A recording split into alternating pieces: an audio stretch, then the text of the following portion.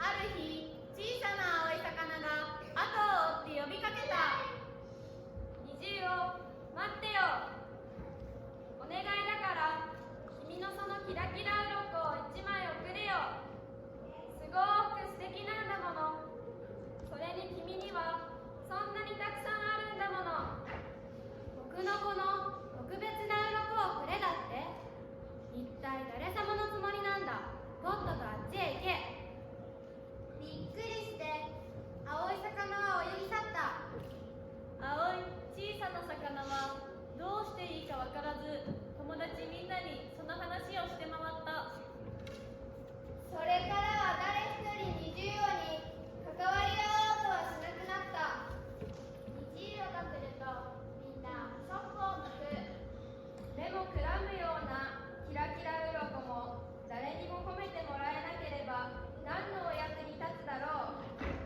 虹色は海中で一番寂しい一人ぼっちの魚になってしまった。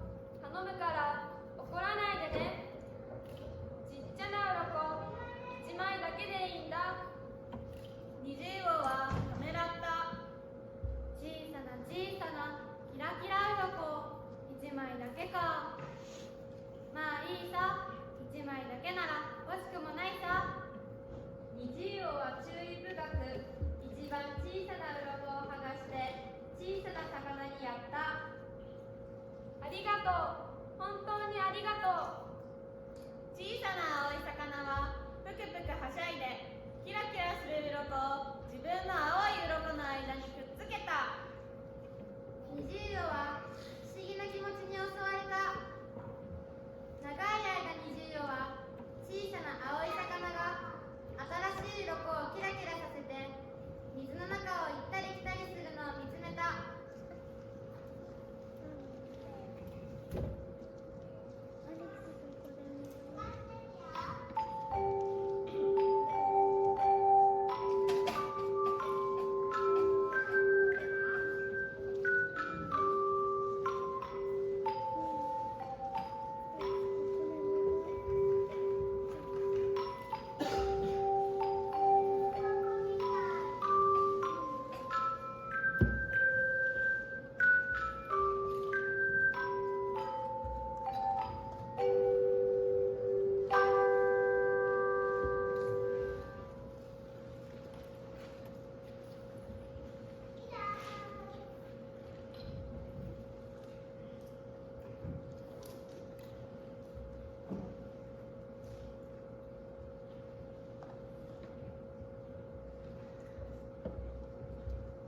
青い小さな魚は鱗をきらめかせて海をヒューンとすっ飛んでいったので、虹色はすぐに他の魚たちに取り囲まれてしまった。誰もがキラキラ鱗を欲しがった